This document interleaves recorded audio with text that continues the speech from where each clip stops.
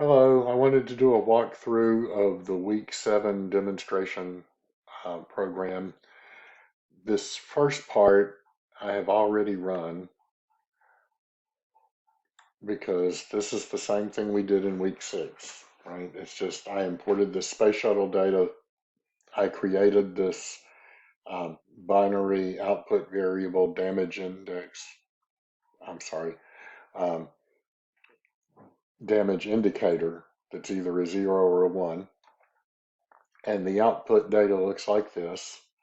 So these are all of our, that's the flight number, the date, the temperature at the time of launch, how many of the 6 O-rings had erosion, how many had blow-by, and then a damage index that's calculated based on that. And then this damage indicator variable we created, which is either a 1, yes, there was an O-ring damaged, a 0, none of the O-rings were damaged. So now, with that done, I'm going to jump down here and I'm going to run a logistic regression just like we did last week. The only thing I've added is this score statement.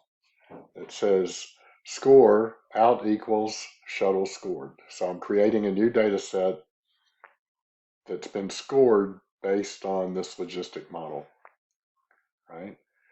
So I'm just going to run this. This is proc logistic, like I said, just like we did last week, but with the addition of the score statement.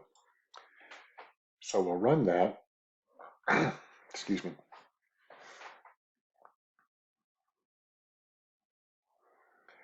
And we get the usual output from proc logistic. But what we also get,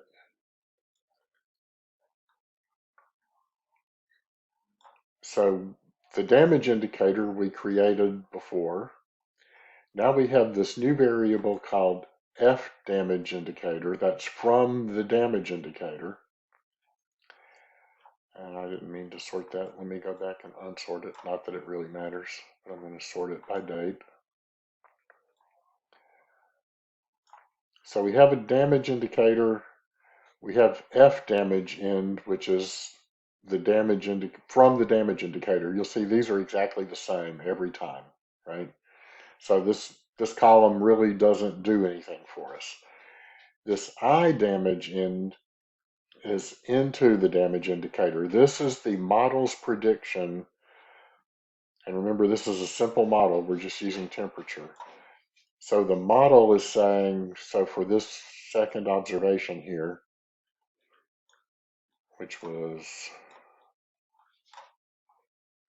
observation 2 was November 12th, 1981. The temperature was 70 degrees. We had at least one O-ring that had some damage on that launch. What the model says at 70 degrees, we're probably not going to have any damage. And the model was predicting a 0. So this I damage indicator, this N2 damage indicator, this is the result that's predicted by the model. And you can see right there, you can compare it to what was actually observed, right? You could calculate your percent concordance by hand if you wanted to, but you don't want to. Um, so, and then you have these other two columns, probability of 0 and probability of 1. So it's saying in this case, at 70 degrees, there's a 77% chance we won't have any damage and a 23% chance that we will have damage. Because life is never as simple as yes or no, right? It's always a percentage. It's always a probability. And if you look down here, you'll see whenever the probability of a 1 is greater than 0.5, that in fact the model predicts 1, right? So if it's more than a 50% chance that there would be damage, then it predicts there would be damage. If it's less than a 50% chance, then it predicts no damage. So there's not any that are real close to 50%. Well, here's one that's 37%, so that's no. 85%, yep, that's a yes. 60%, that's a yes. So that is what that does. And then we can take that shuttle scored data set that we were just looking at, and we can do proc freq for the damage indicator column and the I damage indicator column and compare the frequencies between the observed data and the predicted data. So for the damage indicator, uh, in the observed data, 30%, it's this number, right? 30% of the observations had damage. Um, our model is predicting that only 17% would have damage.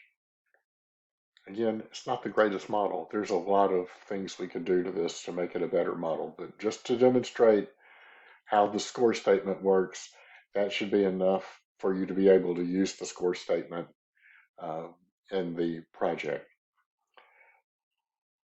So that's all I have for tonight. Keep up the good work you've all been doing, and I look forward to reading your projects. And if you have any questions, post in the help message board or send me an email, and I'll be happy to help. Good night.